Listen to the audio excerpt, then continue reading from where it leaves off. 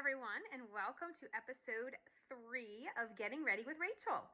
Today we are going to be getting ready for breakfast. So today I'm going to share with you my overnight oats recipe and many variations of it. I will type them up and share those. I'm going to show you just one today, the basic recipe, and then I'm going to make it into chocolate peanut butter.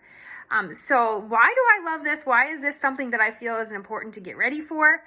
Well, one, I do not actually eat my first meal of the day until 12:30 p.m., and that is because I follow an intermittent fasting plan. I'll talk more about that later in different episodes, but I like to have my breakfast, even though it's not breakfast time, ready to go. So I love to have these in the refrigerator. Now, what if you are thinking, I just really don't like oatmeal, Rachel. I really don't think I can tolerate eating it. Okay. Try it anyway. To me, this doesn't taste like regular oatmeal. Now, I enjoy eating regular oatmeal, so I can't really talk on that, but I would give it a try. This is different. To me, this tastes like dessert. A lot of the variations I have are carrot cake, apple pie, almond joy. It tastes like a treat. But the best part is it's super packed with nutrients. We've got chia seeds in there, cocoa nibs in some of the recipes, Greek yogurt. It is just packed with fiber and protein. It's an amazing power-packed little jar. So give it a try. Just give it one little try and see. Maybe pick the variation that sounds the best to you and just give it a try. So I'm going to show you the basic recipe, and then I'm going to make it into a chocolate peanut butter today, but I will post all the other variations that I have come up with over the years that I have tried.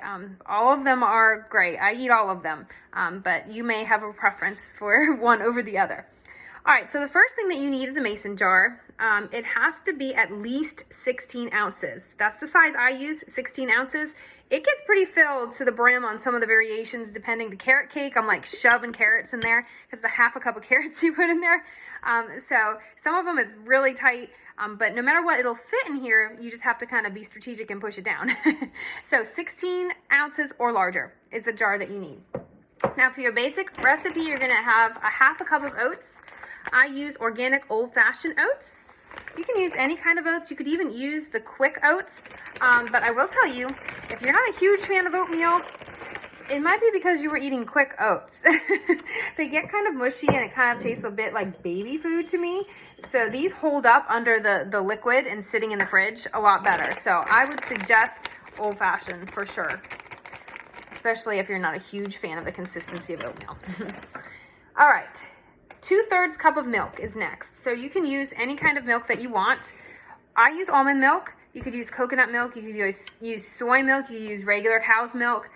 Whatever your choice for milk is, you're going to do 2/3 of a cup of that.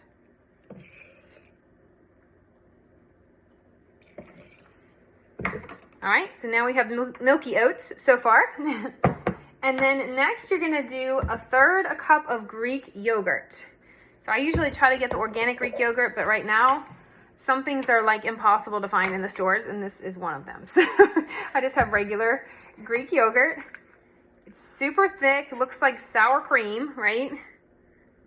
But it'll mix in with all that milk and other things. So you just blob it on in there, on in the jar. And then you're gonna do a tablespoon of chia seeds. Walmart has these now, organic chia seeds. So these act kind of like a thickener. They absorb a lot of the liquid and kind of bind it all together. All right, so I don't know if you can see. There's the chia seeds there on top. See them? All right, see, it's getting pretty full already. All right, after the chia seeds, we need a tablespoon. The kids have gotten the maple. Look at the maple syrup. It's like dripping down. Organic maple syrup. That's dripping all down the sides. So a tablespoon of that. Add that in. And then you're going to do a half a teaspoon of vanilla. I have some homemade vanilla here that someone gave me. Those that know that I love to bake make me things like this. It's a gift.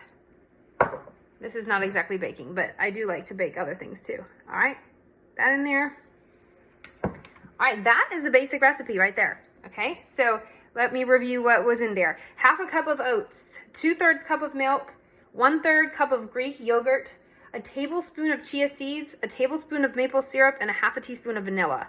Basic recipe. You could eat it right like this.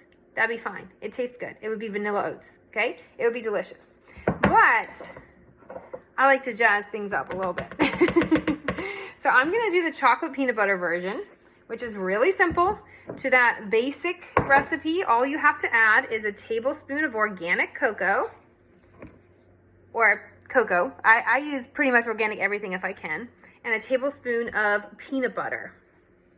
Creamy. I mean, you could use chunky too. That actually would work, but I like to use creamy. It's a little bit easier to mix it in, and I use the natural peanut butter. My chia seeds are still stuck to the bottom. It's all gonna go mix into the same place, so no problem. And a tablespoon of the cocoa powder. The original recipe said 2 tablespoons of cocoa powder, but it was a little bit too much cocoa powder. It's very bitter, and I didn't want to put more than a tablespoon of maple syrup, so I did everything with 1 tablespoon. 1 tablespoon of peanut butter, 1 tablespoon of cocoa powder, 1 tablespoon of maple syrup, and that seems to be the best. So there it is. See, it's getting up to the top. I just mix it the best I can. It's kind of hard to get down to the bottom, and I am not getting all the chocolate. See how the chocolate is kind of like sticking to the side, the cocoa? It's sticking to the sides there. And see, you can still see some regular oats down bottom. So I do what I can. I mix it a little bit, and then I don't stress. What's great about these, you put the top on, and there's still enough liquid in there because it hasn't set yet. Give it a good old shake. Okay, and I do that until I don't see any, see how it looks all chocolatey all around, right? There you go. So that is the chocolate peanut butter version of my overnight oats. And I hope that this is something that you can use. I make about 4 or 5 of these at a time. I don't make all the same. I'll have, you know, all my different ingredients out. I just made an almond joy before I got on here to do the video. And so the only difference with that was I put the cocoa in it, but then I put almonds and the unsweetened cocoa flakes in there for that one. And I also like to do coffee walnut. That's one of my other favorites. So I'll do a couple of different variations, stick them in the fridge, and I'm ready for the week. It's awesome. And I usually make them on a Saturday or a Sunday and have them ready to go. So that is my getting ready tip for this week. Hope you guys are having a great weekend. And I'll see you next time.